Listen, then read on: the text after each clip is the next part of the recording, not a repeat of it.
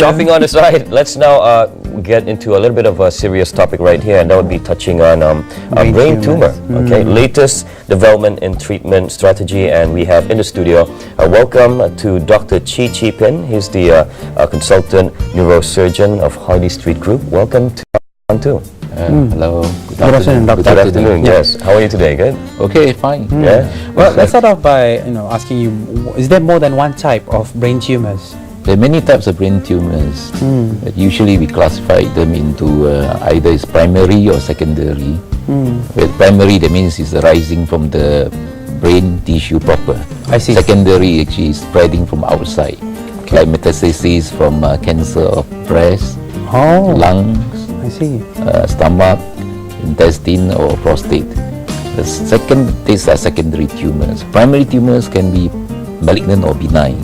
Right. The benign brain tumors, the common one, like the tumors of the meninges, meningioma, or arising from nerve neuroma, affecting the hearing. That's a common one. And also like pituitary tumor. But malignant tumors, again, we have types like glioma, germinoma, and other teratoma or sarcoma. Yes. Now, how does one identify whether they have brain tumor or how do they just randomly go for checks, or will there be signs that one has brain tumors? Usually they will present with some complaints first. Dizziness. Actually, yes. Seldom the people go for routine scan, although now it's the trend, especially in Western country or in Japan. And there are many people now, in fact, they are more aware now, because we have investigation that are non-invasive and has no side effect like MRI or magnetic resonance imaging. Some people just want the scan of their brain. Be sure when they are reaching 40 or 50. Usually they present with some symptoms or signs first, like symptoms are suggestive of pressure rising in the brain. That means headache, vomiting, or blurring of vision. Frequent headaches, blurring of visions. Yes. Or they are presenting with some disturbance of the function of the body, like weakness, numbness, some difficulty in talking, I see, or hearing, or balance. But occasionally patients present with fits of epilepsy. Rarely, still some patients present just headache alone. I see. They thought they are having migraine. Actually, some patients were mistaken to have migraine for some time. So a thorough checkup is better lah. Ladies and gentlemen, if you'd like to give us a call and I'll maybe ask the doctor, this is the time for you to do so. So 0322828579, 0322828579. If you have any questions to ask the doctor, how prevalent or how common is it among Malaysians to have brain tumor? It is one of the common tumors. In fact, I don't have a statistic, but after lungs, like breast cancer, intestine, actually is probably one of the common tumors. Brain tumors, actually. They are, previously it was underdiagnosed years ago. But with the advent and also the that we are modernizing actually in this country, in fact we have reached a stage that actually healthcare is quite widespread with the advancement in education and also government program to educate the population.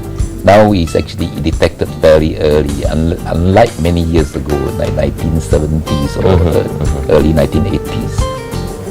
All right. Now, my question would be, what causes brain tumor? I mean, is it the food? Is it your surroundings? Is it stress? What is it, doctor? By right, most of the brain tumors actually has multifactorial in origin. Some of the tumors actually they are very strong in gene expression. Like neurofibromatosis, where they have neurofibromas of the whole body and including the brain. But the others, they have some genetic predisposition, whether they have some mutation or actually passed down along the line of their family. But they are also influenced by many other factors, like the food that you take, right? Whether they have you know, lot too of much colouring, additive, preservatives, preservative, or we are exposed to radiation everywhere. Yeah. And also stress, smoking, Does smoking have a drinking. direct correlation? Yes, in fact it does actually. Drinking as well, Yes, alcohol. yes. Okay. All these will disturb the tissue, not inside the brain alone, but also outside the brain.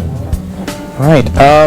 Well, of course, depending on the severity of the condition of the patient, of the tumor as well. What are the treatment options that patients can seek? Usually, the treatment option that we can look at is usually the first thing is whether surgery can be done or not. Okay. In fact, years ago, people are so scared of brain surgery. But now, actually, Malaysia has reached a standard of advanced country in brain surgery.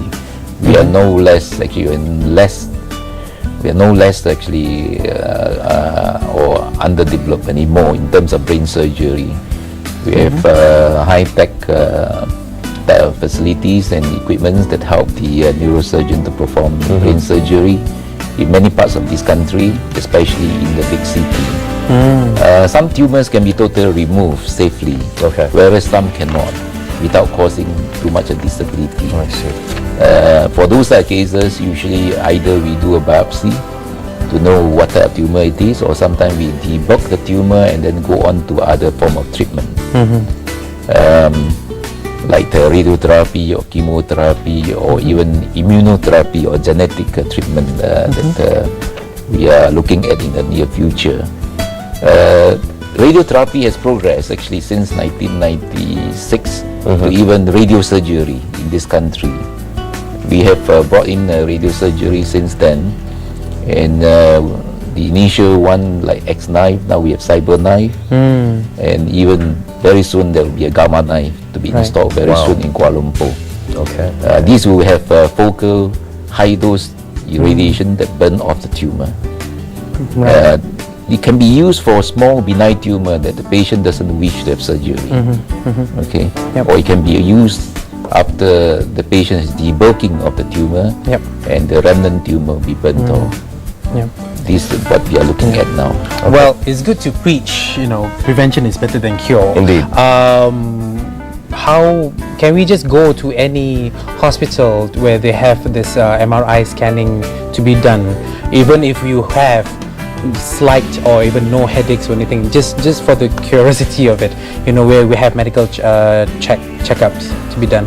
In Kuala Lumpur, we are quite well pampered with the numbers of MRI. I think we have the most MRI facilities even throughout the world. Not many cities have more than 20 machines.